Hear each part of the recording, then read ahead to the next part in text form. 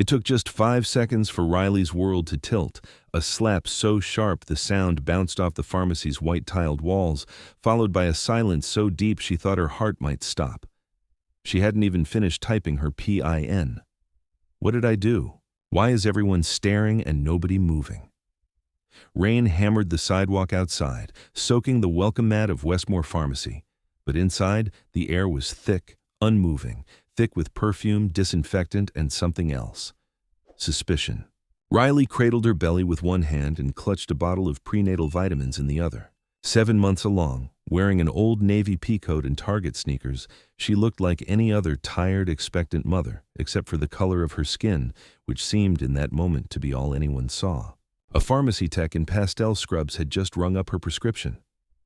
Riley fumbled for her wallet, smiling a little nervously at the other shoppers. She hated crowds, hated the stares. Her husband always told her, just breathe through it. People don't mean anything by it. But today there was a kind of static in the air, something waiting to ignite. "Can I pay with card?" Riley asked, trying to sound calm. "Sure," the cashier answered. She sounded bored, tired. She never looked up. That's when Riley heard it, the heel clicks, fast and sharp, of a woman approaching from the line behind her. "You're not actually going to let her pay with that card, are you?" The woman's voice was loud enough to carry to every corner of the store. Riley turned, startled. A tall, thin woman in a wool coat was glaring at her, jaw clenched, hands gripping the strap of a designer bag. Her lipstick was too bright, her eyes too cold. The cashier paused, uncertain, scanning the card Riley had handed over.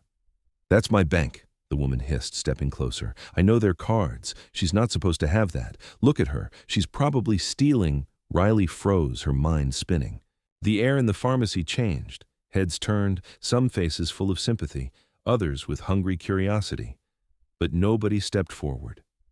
The security guard, sitting behind a plexiglass shield by the door, stayed seated, eyes on his phone. A young woman at the lottery counter looked away, blushing. "Excuse me," Riley tried, her voice unsteady. "This is my husband's card. I have ID," but the woman had already closed the gap between them. In a blur of movement, she slapped Riley across the cheek, so hard Riley almost dropped the vitamins. Shock made her stagger. The cashier gasped. The security guard finally looked up, eyes wide. For a moment, time seemed to freeze. Riley's skin stung. The sound of the slap seemed to echo, unnatural, in the stale air. "Call the police," the woman snapped, voice triumphant now, breathing hard. "She's a thief. She's trying to scam you." The cashier's eyes darted between them, lips parted but silent. Behind the counter, the manager hovered, uncertain. The guard still did not move. Riley stood, heart hammering, cheek throbbing, trying not to cry. She wanted to scream, to shout, but nothing came out. She could feel the eyes, the judgments, the tiny, invisible lines of power that held her still, like a rabbit before a snake. Inside her, the baby shifted. Riley's hands moved to her belly automatically, a gesture so human, so simple, it should have reminded everyone she was just a person, not a headline or a statistic. But nobody said a word. Nobody helped. Instead, the crowd seemed to draw away from her, as if she might be contagious, as if to help would mean trouble. The woman turned, triumphant, to the security guard. "Aren't you going to do something?" she barked. He glanced at the manager. The manager stared at the floor. And for a moment, it seemed the world would turn on its axis, that Riley would stand there forever, humiliated, helpless, alone. That's when a man's voice broke through the paralysis. It was quiet, not loud, but somehow it filled the entire store. "Stop," he said. "Step away from her. She's under my protection." Riley turned, disoriented, the pain in her cheek sharp and hot. The man standing 2 places back in line was tall, broad-shouldered, with a trimmed beard and expensive overcoat. He held out a hand, steady as stone. He didn't raise his voice, he didn't shout, but his words landed with the force of a verdict. Everyone turned. The white woman who had struck Riley blinked, confusion and anger warring in her face. "Who are you? Mind your business." But the man ignored her. Slowly, he reached into his coat and withdrew a badge, a heavy gold and blue shield, unmistakable even to those who'd only ever seen one on TV. He held it up, calm and clear, so every eye in the pharmacy could see. "Special Agent Daniel Harper," he said, meeting the security guard's gaze. "Secret Service." A pause. The guard's mouth opened, then closed. Call your supervisor, Harper said, voice deadly calm. Right now. A ripple of tension moved through the store. The manager stammered, we didn't, this is just... Agent Harper dialed a number on his phone. His tone shifted, sharp, and clipped. This is Harper. I need an immediate response team at Westmore Pharmacy, corner of 12th and Harlan. Witness protection protocol, now. The air in the pharmacy seemed to crackle, a current running through every person there. The woman who had struck Riley looked suddenly uncertain. She glanced around for support and found only silence. Riley's hands shook. The humiliation, the shock, all of it crashed together, hot tears pricking her eyes. She gripped her belly as if to keep herself grounded. Harper stepped forward, placing himself between Riley and her attacker. Step away from her, he repeated. His voice was low, but nobody mistook the authority in it. The woman faltered, color draining from her face. Outside, in the parking lot, sirens wailed in the distance, growing louder, closer, impossibly fast. The cashier's voice trembled as she fumbled for the store phone, muttering, Yes, police, and I think Secret Service? Yes, that's what he said. Customers began backing away, some filming now, others whispering, the electric hum of social media igniting before anyone could process what was happening. Riley closed her eyes just for a moment, wishing she could disappear. But Agent Harper's hand was suddenly gentle at her shoulder, steadying her. You're safe, he said quietly. Stay with me. For the first time, the security guard stood up, his face pale. Blue lights flashed outside. Tires squealed to a halt. Riley saw black SUVs, sleek, armored, silent as sharks, pouring into the lot, blocking every exit. Officers in dark suits spilled out, radios crackling. The woman who had slapped Riley tried to leave, but two agents stopped her at the door. Agent Harper leaned in quietly. Ma'am, you have no idea who you just assaulted. The woman's bravado finally cracked. She stammered, I didn't. This is a mistake. She was... But nobody listened, not anymore. Riley pressed a trembling hand to her cheek, her legs threatening to buckle. Everything she'd feared about the world, about being invisible, about being targeted, seemed to have happened all at once. But now, for the first time, someone had stepped in. Someone had stopped it. As the agents secured the scene and the director of the Secret Service himself strode through the automatic doors, the world outside the pharmacy changed. For Riley, nothing would ever be the same. And the nation, watching soon through 1,000 phone cameras, was about to see what happens when power stands beside the powerless, when justice, finally, comes through the door. The flashing blue and red lights outside turned the rain into a blur of shifting color. Like the world was caught between siren and spotlight, all eyes forced to see what had just happened. Riley tried to breathe, tried to pull herself together, but every sound, the radios, the shouts, the snap of latex gloves, seemed amplified, like she'd been cracked open and the world was rushing in. In the sudden chaos, the white woman who'd slapped her was no longer the most powerful person in the room. Agents moved around her with clinical precision, asking for her name, her ID, their voices cold as steel. You're being detained, one said, as if reading a menu. You have the right to remain silent. The woman's hands shook, lips moving, but her voice was drowned out by the swirl of agents. Riley wanted to shrink back, disappear, but Harper kept his hand on her shoulder, a lifeline. Ma'am, you need to sit down, a female agent told her gently, guiding her to a plastic pharmacy chair. Riley lowered herself slowly, careful with her belly. She could feel a bruise blooming across her cheek, hot and sharp. Someone handed her a bottle of water. She took it, not trusting herself to speak. Agent Harper knelt beside her, voice low. Riley, listen to me. You are not under arrest. You are not a suspect. You are under federal protection, understand? She nodded, her mind still foggy. He glanced at her belly. Is the baby okay? Any pain? I think so, Riley managed. Her voice sounded small, even to her own ears. He nodded, checking her pupils. You're in shock. That's normal. He looked up as another agent approached. Ambulance is 2 minutes out. We're clearing the store. The manager, pale as paper, finally found his voice. Sir, agent, what's happening? We didn't know he pointed at the woman in the wool coat, who now sat handcuffed near the first aid aisle, mascara streaking down her cheeks. Agent Harper turned, and the manager flinched as if slapped himself. This pharmacy is now a federal crime scene, Harper said. Everyone is to remain on the premises until instructed otherwise. If you erase any footage, you'll be charged with obstruction of justice." The manager's mouth worked soundlessly. Riley watched him, a part of her almost pitying the man. Almost. He'd stood there, after all, as she was struck. Outside, the rain was a wall now. Through the glass doors, Riley saw the press already gathering. Local news, phone cameras, people with umbrellas braving the downpour just to get a glimpse. Her stomach twisted. She'd spent her whole life trying to avoid attention, trying to be safe. Now, her face was about to become the face of something bigger, whether she wanted it or not. Inside, the Secret Service director swept into the room. A tall black man in a perfect suit, his expression unreadable. He nodded once at Harper, then scanned the scene. His eyes landed on Riley, and something in his face softened. Just a fraction, but enough.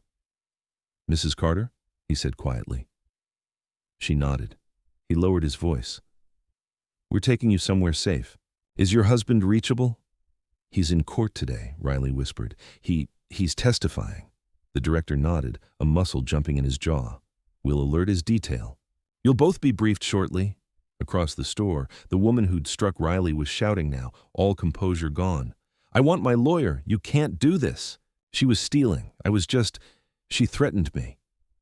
A female agent, calm and unyielding, read her rights again. Nobody raised their voice. Nobody needed to. Power had changed hands.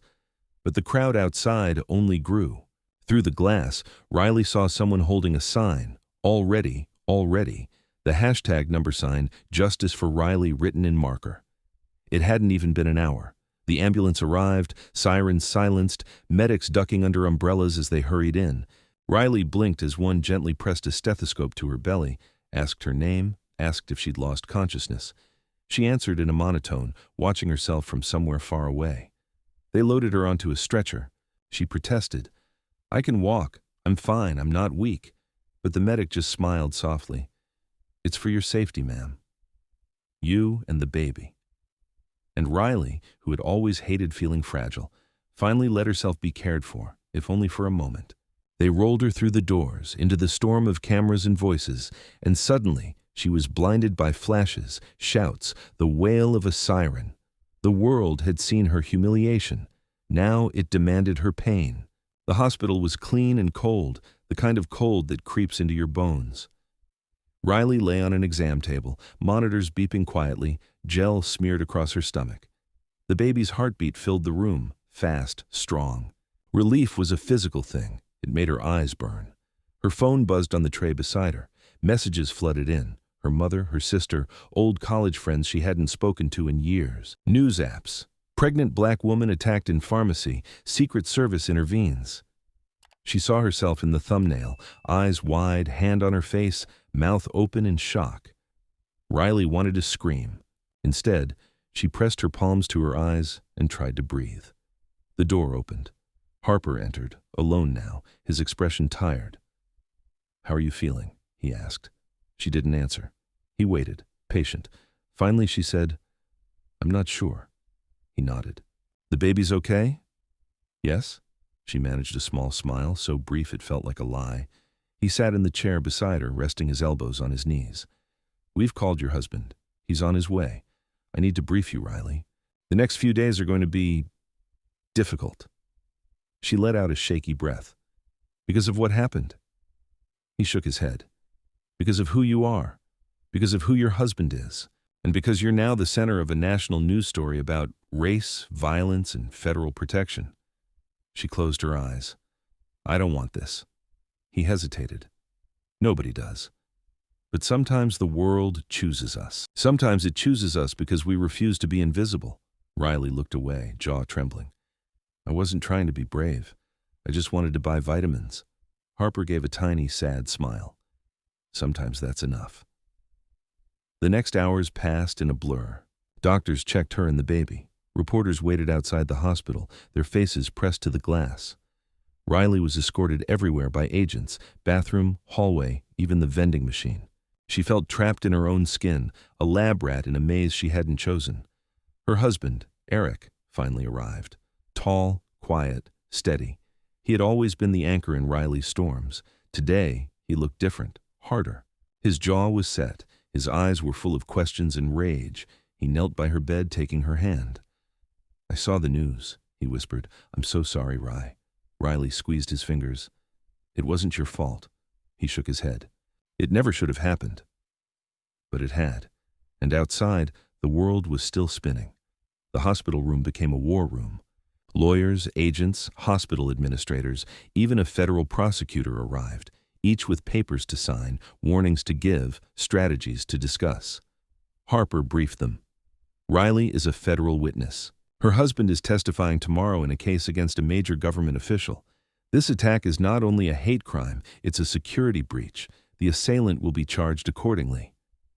Eric's hands shook, barely controlled. How did they know where she'd be? Harper shook his head. "We don't believe it was coordinated, but every minute she's in the open, she's vulnerable. From now on, you both move with a detail. You don't go anywhere alone." Riley listened, numb. Words buzzed around her. Protection detail, federal charges, witness program, social media, viral video, potential threats. It was like a bad movie, except she couldn't leave the screen. Her mother called, voice trembling, worried, angry. "We're coming tomorrow. We'll help. Don't let them make you feel small, baby." Riley closed her eyes, a tear slipping free. "I love you, Mom." The world was watching her. She could feel its gaze, 1,000 eyes, 1,000,000 opinions, and not one of them truly knowing who she was. That night, after the agents left, after Eric finally fell asleep in the chair by her bed, Riley stared at the ceiling and remembered. She remembered being 8, walking home from school and hearing the laughter of kids who wouldn't hold her hand in line. She remembered her father's words. "People will always try to make you invisible. You make sure they see you, even if it hurts." She remembered being 16, the only black girl in AP chemistry, being called aggressive because she raised her voice when a boy tried to copy her answers. She remembered all the ways the world told her, again and again, "You don't belong. Don't make a fuss. Don't expect help." She remembered how she survived anyway. She remembered the first time she found out she was pregnant, the fear and the hope mixing together, the whispered promise to her unborn child. "I'll protect you, even if it kills me. I won't let you feel what I felt." She remembered her wedding day, her mother's borrowed veil, her father's hand trembling on her arm, the look in Eric's eyes when he promised to love her, protect her, never let her stand alone. She remembered the little ways she'd learned to fight back, by refusing to lower her voice, by demanding her place, by holding her head up even when every muscle wanted to bow. And she remembered how, today, she had stood there and taken a slap, and how the world had finally seen. Pressure rises. Morning. Her phone buzzed again. More news, more messages. The hashtags multiplied. "You're going to protect black women." "Justice for Riley. You're pregnant and protected." But there were other messages too. Hate mail, threats, doubts. She was probably stealing. This is just another scam. Why do black women always play the victim? It was a flood, a tide of ugliness that threatened to pull her under. But there were also messages of love. "You are seen. You are loved. We stand with you." Riley clung to those. Let the others drown in their own bitterness. The hospital assigned a counselor. She was kind, careful, but Riley hated the way she watched her, as if waiting for her to break. "I'm not fragile," Riley insisted. "I've survived worse." The counselor only nodded. "Survival is a strength, but sometimes survival means letting others help." Riley looked away. She didn't trust help. She had learned the cost. That afternoon, a news crew staked out the parking lot, cameras focused on every face that left the hospital. Riley watched from the window, a storm growing behind her eyes. The agent assigned to her, a woman named Salazar, watched the crowd, hand always near her earpiece. "Don't worry," Salazar said quietly. "They won't get near you." Riley laughed bitterly. "They already did." It wasn't a stranger. It was a woman who thought she could hit me in public and nothing would happen. Salazar's eyes were full of understanding. People like that always think the world's on their side. Until the world changes, Riley met her gaze. "Is it changing?" Salazar paused. "It is now." Public reaction. On the TV in her room, pundits argued, was the response too strong? Was the woman's arrest justified? Was Riley really an innocent victim or just another symbol in the culture wars? Social media roared. Videos, opinion threads, reaction videos, think pieces. Riley's face, swollen and defiant, was everywhere. Eric paced the room. You don't have to talk to anyone. Not now, not ever. Riley shook her head. If I hide, what does that teach our child? That silence is safe? That you survive by shrinking? He stopped, his eyes haunted. I don't want to lose you. She touched his face. You won't. Later, a hospital administrator arrived, accompanied by the pharmacy manager and their lawyer. They were nervous, sweating, eager to explain. We're so sorry, Mrs. Carter. This was a terrible mistake.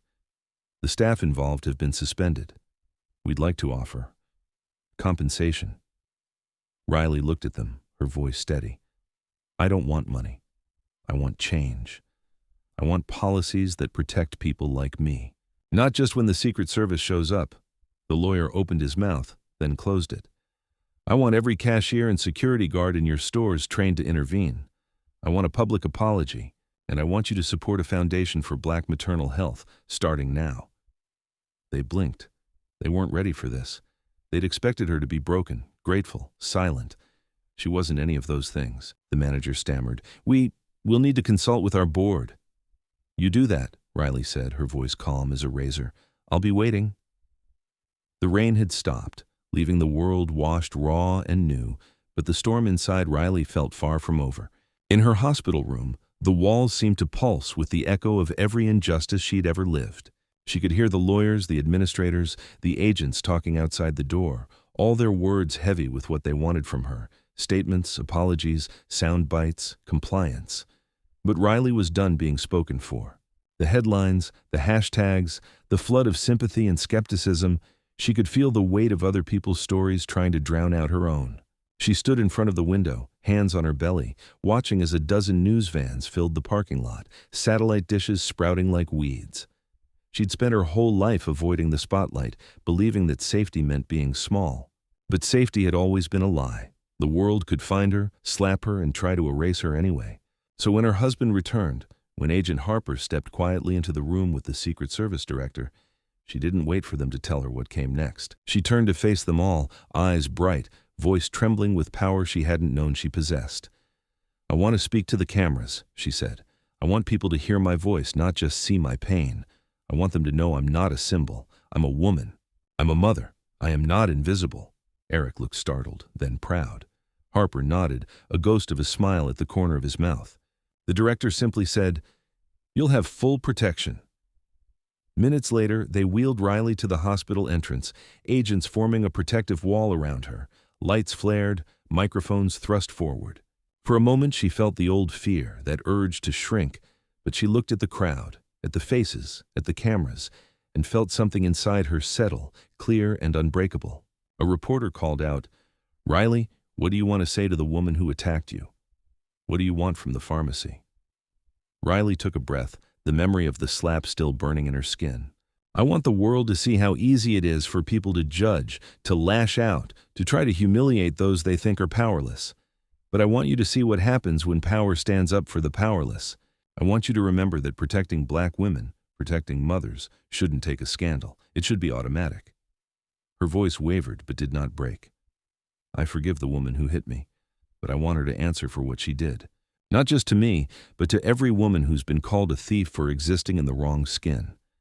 I want this pharmacy, and every business like it, to see what happens when you stand by and do nothing. That is over. We are done being silent, another reporter pressed. What will you do now? Riley straightened, the strength in her voice rising. I'm starting a foundation, the Black Mothers Justice Fund. We will provide legal help, emergency housing, and public advocacy for pregnant women who face discrimination or violence. I will not disappear. My daughter will grow up in a world where her mother fought for her, not just in private, but in public. The crowd went quiet, the message landing harder than any slap. Harper moved to end the questions, but Riley held up her hand. One more thing. If you watched that video and saw only drama or another trending outrage, look again. See the girl I used to be, who needed to know she could be defended. See the woman I am and the mother I will become. We are not here to be your lessons or your scapegoats. We are here to live, and from this day forward, I will not live afraid." She let the words linger in the rain-washed air. Somewhere in the back, a little girl on her mother's shoulders lifted a hand, waving. Riley smiled at her, a small, private thing, hope blooming where the bruise had been. Agents led Riley and Eric to a waiting car, the crowd parting with something like reverence.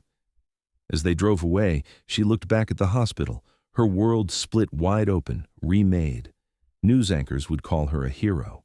Commentators would argue about justice and race and what she deserved. The woman who struck her would be arrested and charged. The pharmacy would issue a trembling apology, change its training, and donate to her fund. But Riley knew the real victory was quieter. It was in the way her hand no longer shook, the way Eric held her tighter, not to shield her, but to celebrate her. The way, that night, when she lay in bed with her hand on her belly, she whispered not a promise of safety, but of strength. She had stood up, she had refused to be invisible, and now the world, her child's world, would never be the same.